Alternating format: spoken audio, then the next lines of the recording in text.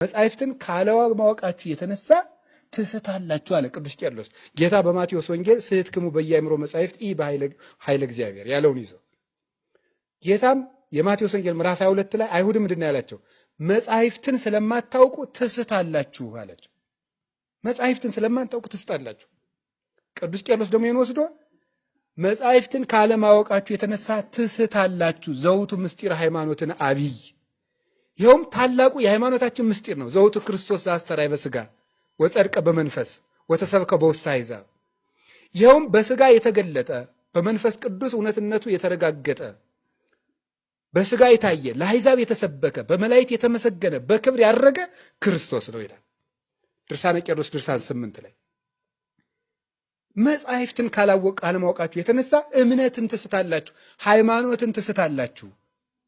መጻሕፍትን ባለማወቃችሁ ትስታላችሁ። ዘውቱ ምስጢር ሃይማኖትን አብይ፣ የምትስቱትን ከሌላ አይደለም፣ ታላቁን የእምነታችን ምስጢር ነው።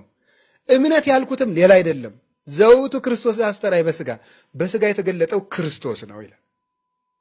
ከክርስቶስ መንገድ ሰው የሚወጣው መጽሐፍ ቅዱስን ባለማወቅ ነው።